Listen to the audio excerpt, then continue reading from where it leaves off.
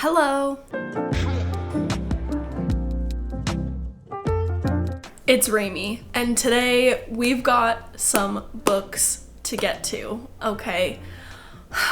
The other day, I was looking at my bookshelves and all of the random other little piles of books around my desk area where I like to keep my books, and I was like, I wonder how many books I actually have on my physical TBR. Why I asked myself that question, I have no idea, because now that I have the answer, I'm a little scared. So I counted up all of the books on my physical TBR, and the total came to 128 books. What? How I even accumulated 128 books that I haven't read, I don't know. It is our mission today to knock some of the books off of our TBR. I don't think that we're going to hit 128 books in this video. I just don't think that that's, super reasonable. But I would really like to make a small dent in that. And I feel like I have done a pretty decent job recently of not buying too many books, as well as really striving to read books that are on my physical TBR, whether I get them via audiobook or actually read the physical book. Either way, I'm really targeting my TBR. So let's see what we can get to in this video and see how much of a dent we can make on this giant TBR. I'm so sorry that I did not realize how many books I was accumulating.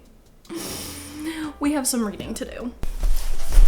I just wanted to give you guys a rundown of what I'm currently reading because it's kind of a lot right now. Okay, so right now I have a couple things going at once. I started the TV show for A Discovery of Witches, and it looked so good. I literally think I got like 15 minutes into the first episode and I was like, I need to read this book. So I picked up A Discovery of Witches. It's going so good. The only issue is that we have tiny margins and tiny words. So I haven't made it very far. I just made it to page 40. It's like an inconspicuously gigantic book. It's like almost 600 pages, but it doesn't look like anything that crazy. Really enjoying this one, so I want to check that off my TBR, as well as I'm making my way through the last book out right now of the Magnolia Park series. I just made it to page 264. I'm also reading it simultaneously on my Kindle. Which way does it go? This will be off of my TBR soon. Yeah, so I want to work my way through these books in this video, as well as some others, because we have a literal massive TBR that we need to, be getting to.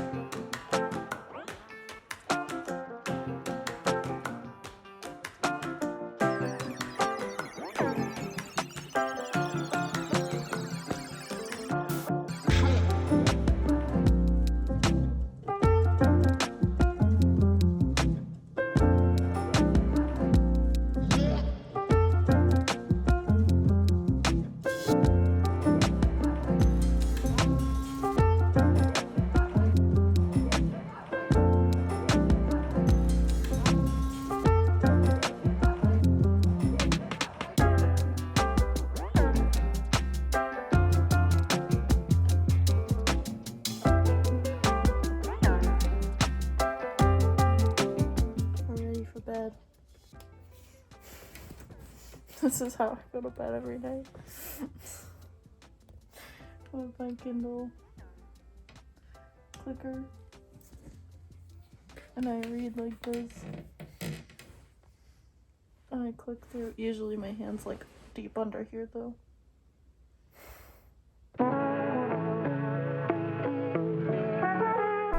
morning. It is the next day. I have a little bit of my oat milk latte left. I have A Discovery of Witches. Yesterday we made it to page 50 and I have been trying, like I've been scouring Libby and like trying to figure out if I could get this book on my Kindle. I don't know because I don't need it. Like I have the book here, you know? Let's see how much it is. It's going really well. Like I'm really enjoying it. I have a feeling that this is a trilogy, I believe. I feel like this is going to be really good. It's $15 to buy and I spent $19 on the physical book. That's the equivalent of me buying a hardback of this book. I don't know what to do because the Libby for it, which I didn't realize it was such a popular book on Goodreads. It has over a 4-star on Goodreads and it has over 500,000 reviews, which is crazy. And it has an 11-week wait on Libby, which is great. This book is actually so nice to read because it's so floppy.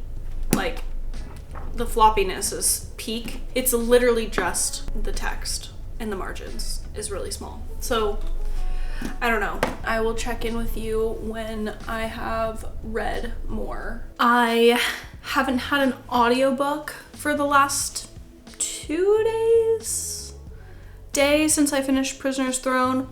And so I need an audiobook. I just got available Kingdom of the Wicked by Carrie Maniscalco, I think is how you say her name. And this one is kind of like right up my alley. I've had this on my TBR for literally so long, but this is very like witches, like hiding among society. It's about 2 sisters. One of them is killed and the other sister is essentially going out to figure out who killed her sister and to seek vengeance, and she meets a wicked named Wrath along the way.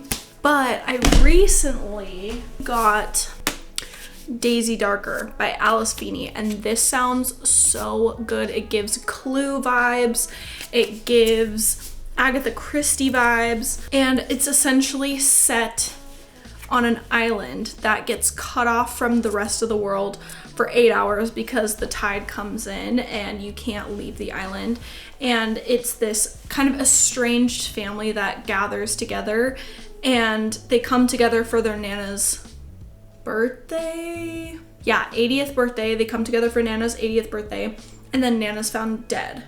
And then an hour later, another person's found dead. So they're trapped on an island and someone in the family is killing everyone. So they have to figure out who, which sounds really interesting. And I've only read one of Alice Feeney's books before. It was Rock, Paper, Scissors, and it was really good.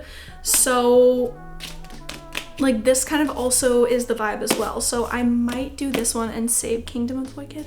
I don't know. I just like that this is a single book. This is part of a trilogy. So I'm like, I have so many series that I'm in the middle of right now. So I'm kind of leaning more towards this. But I'm also not like a huge mystery thriller reader. But this one sounded good.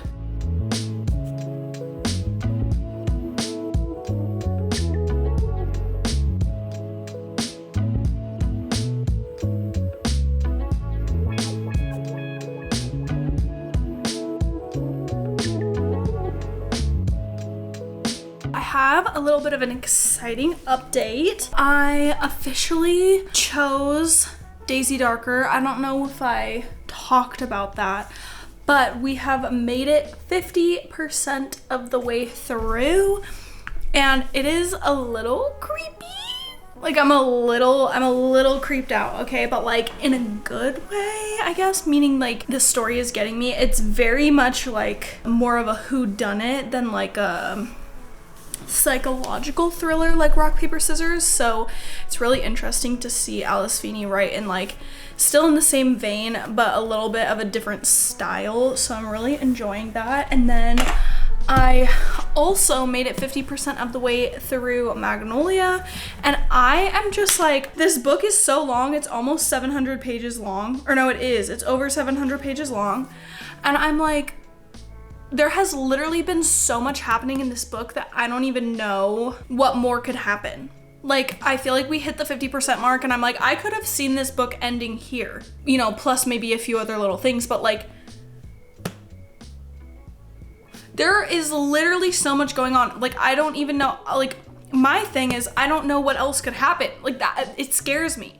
It scares me because Jessa, girl, we know that you like to throw in like a, you know, so I'm a little bit stressed about that because I believe that this is officially the last Magnolia book, so I'm praying that it wraps up in like a good, wholesome way. But we'll see, I don't know. And then last but not least, exciting update. So I have really been enjoying A Discovery of Witches. I've been reading the physical book, but the issue that I have is with the text size, and the margins are so small and the text is so small that I've been almost like struggling to read it and feel like I can like zone in and pay attention because my eyes are like trying to read the freaking words. So I was looking on Libby trying to figure out if it was available for free because I already bought the physical book. I didn't want to buy it again on my Kindle. It's not available on Libby right now for like 11 plus weeks, which is just not gonna fly for me. And I was looking at my Kindle library today and I was like, oh, do I just do it? Do I just pull the trigger and spend another $15 and buy the book on my Kindle? Because I want to read it so bad, like it's so good. So I was like in this huge dilemma, and then I saw that they had the trilogy available as well in the Kindle store, and I was like, okay, let me just check the trilogy price, because if the single book is $15, maybe the trilogy will be like 20 or 25, and then I'll have all three of the books for not that much more, you know, girl math, right? I pulled up the trilogy.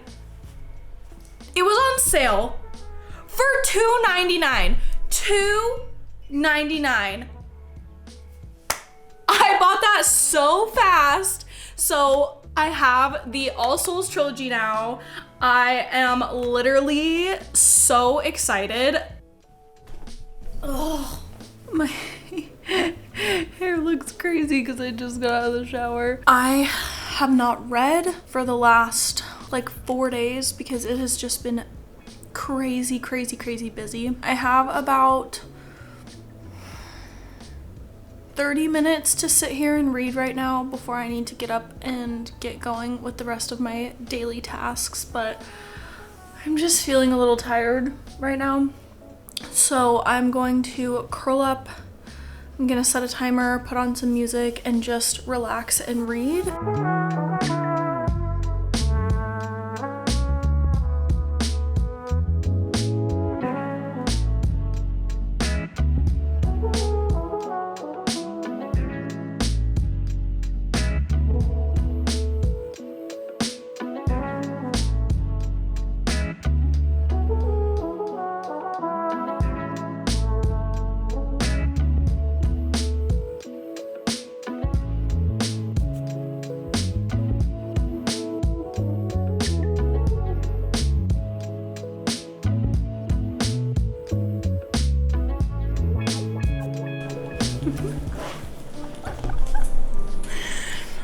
I just have to show you guys this. So I am about to get a line on my Kindle pages and my book pages because I want to read out of my book today.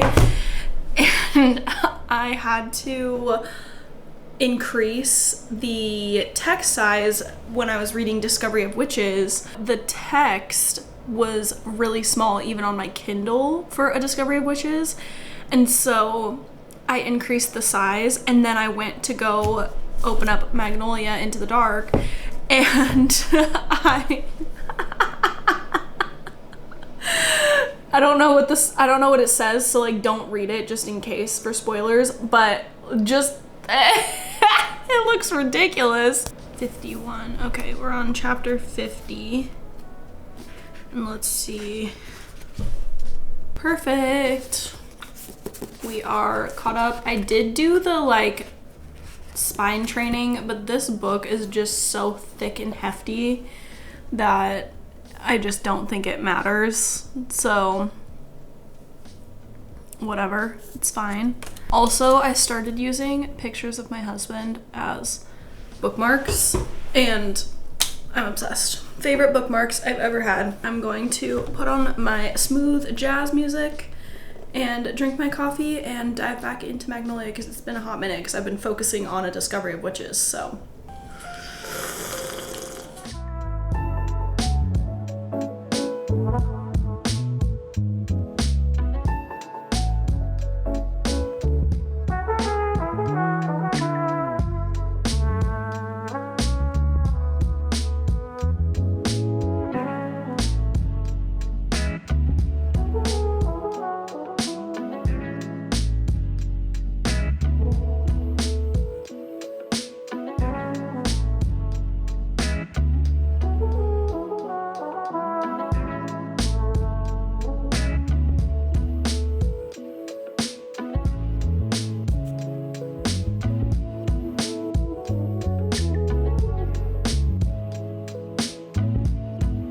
Good morning.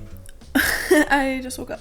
I should be pulling out my book to read, but we're not gonna do that. No. We're going to play some Hogwarts Legacy. I'm so excited. Look at it. I have been recently reigniting my excitement for this game. So, we're gonna play some Hogwarts Legacy this morning because that just sounds really fun.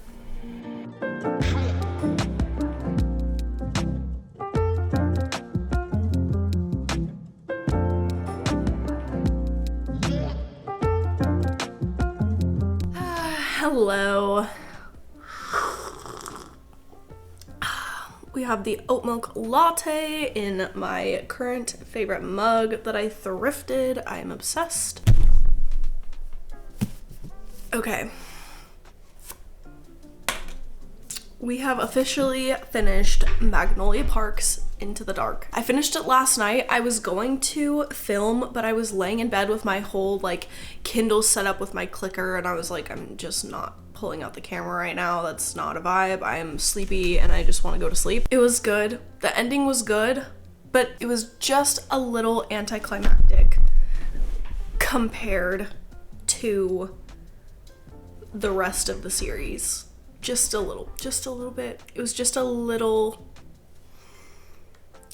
not quite. And the last line of the book, yeah, no. Last line of the book, no.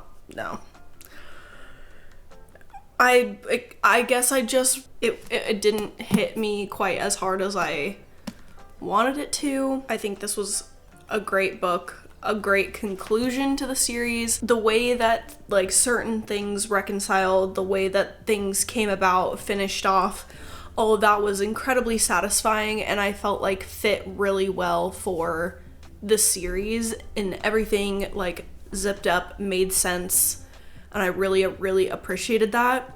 Like I said previous, I think this could have been pared down a little bit because there were some things that I thought, like certain conflicts that I was like, okay, is this super necessary? I'm not sure. But I can see the whole like overarching story now that I've gotten to the end. I'm like, okay, I can see how you were using this for this means to the end, like whatever. So I don't know, but that's just my personal opinion. I think this one could have been a little bit shorter and the end was a little bit anticlimactic for me personally.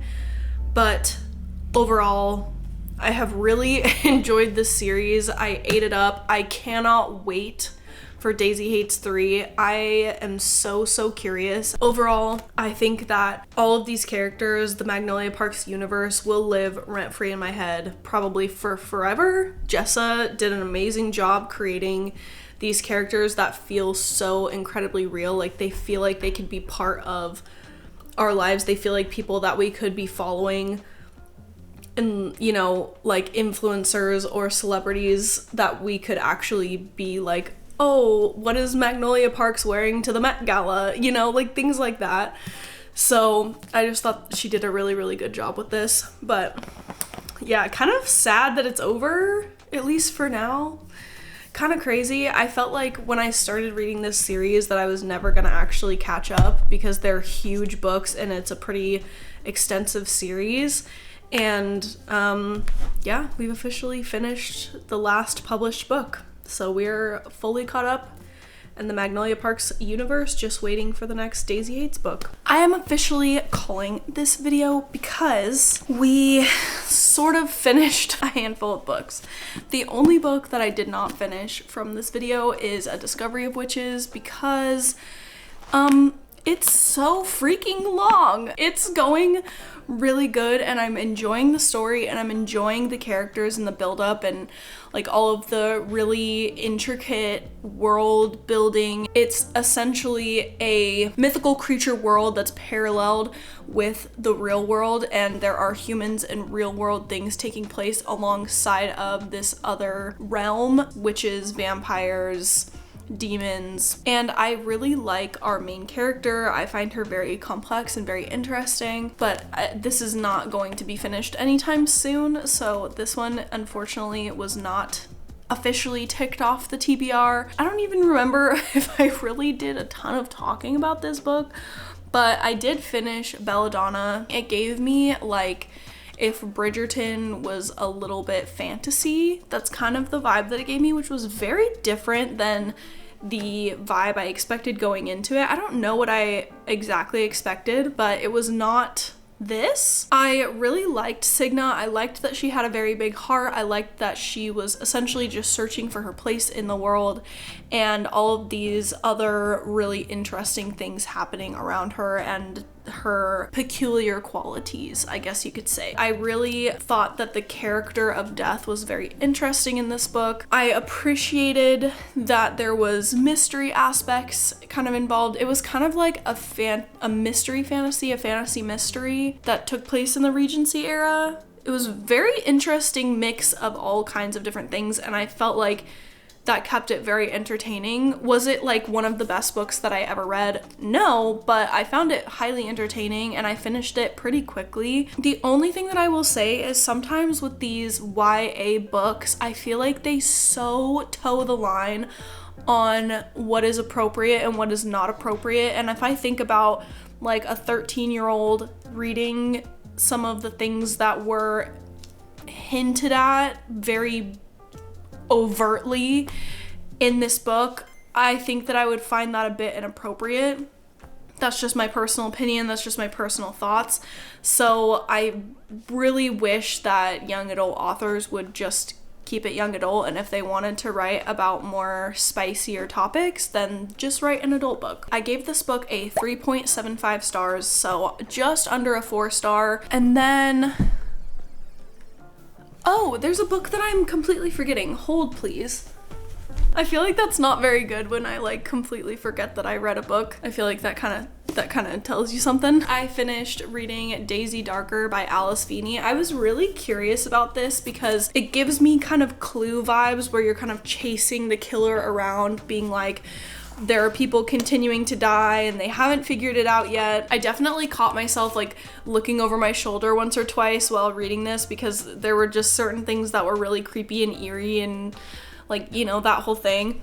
Overall, I think that I would give this a 3.5 out of 5 stars. I thought it was good, but I didn't think that it was anything super memorable, obviously, because I almost forgot that I had read it. Overall, I think Alice Feeney does a great job as a writer, and I think that the story was very interesting and the ending was sad and it made me like kind of reflect on the whole book once you learn some of the things towards the end. It makes you think back on the rest of the book, which I love books like that. I just think that for me personally, like the mystery, thriller, suspense genre is just not one that I love. It's one that I occasionally get into the mood for. It's just not my favorite genre, and that's just a personal thing. And then I read and finished What Happens After Midnight. I have had this book on my TBR for so long now, and I'm really thankful that I finally got to it. I found it to be a really interesting story, and I really liked the setting. It happens, I guess I would call it a boarding school, but it happens at this school,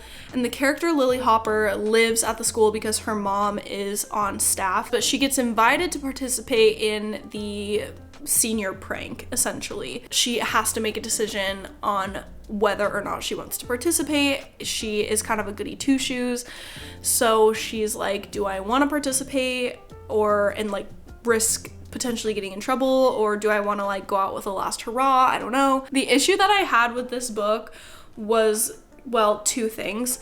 One being the narrator. I am usually pretty chill with any narrator, whereas like a couple of my friends won't read a book if the narrator, they don't like it. But this narrator did a great job during the descriptive parts of the book, and then parts where they were doing dialogue, it sounded so, like, it took me out of the story because it was just so unnatural. Like, the girls all sounded really whiny, and then the boys all sounded like she was talking through gritted teeth, like, It really took me out of the story. So there were definitely multiple times listening to the audiobook for this that I was like, ooh. The second issue that I had, I understand that this is between 17 and 18-year-olds, so they're on the cusp of adulthood. So I get that their relationships are potentially going to be a little bit more mature, but the amount of talk about spice and intimacy in this book was a lot for me. Like, just the amount that they talked about it was actually crazy. Like I talked about in Belladonna, I just think that young adult books should be geared more towards young adults. I don't know.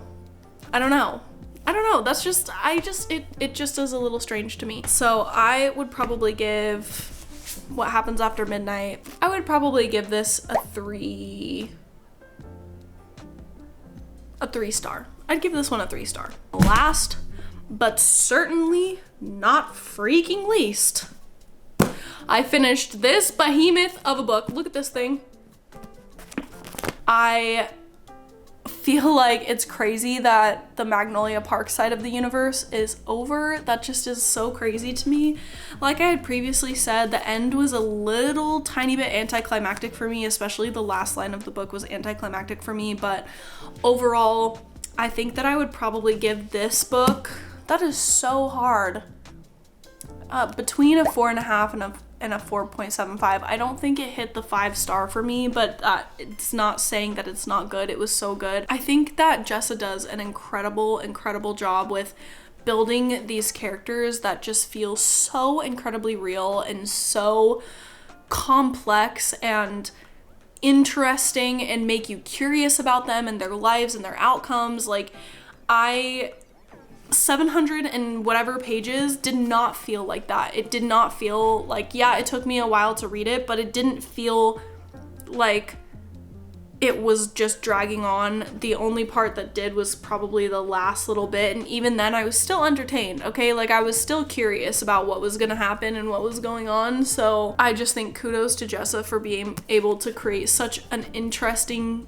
universe full of characters that genuinely feel like real people, and I don't understand how they're not real people. In this video, I was able to tick 4 books off of my physical TBR, which I know doesn't sound like a lot for the amount of books that I actually have on my TBR, but that brought us from 128 books to 124, so we are making our way, and I just feel really proud of being able to finish this many books, especially when it has been one of the busiest seasons of my life. as well as being sick, as well as like kind of getting into a reading slump. So I would call this a success in my personal opinion, and I will continue to check off books for my TBR, and we will do another one of these videos again in the future because I will get it down to a reasonable number. I am saying it here right now, I will get it down to a reasonable number. Anyway, thanks so much for watching. Please like and subscribe, and I will see you in my next video. Happy reading. Bye.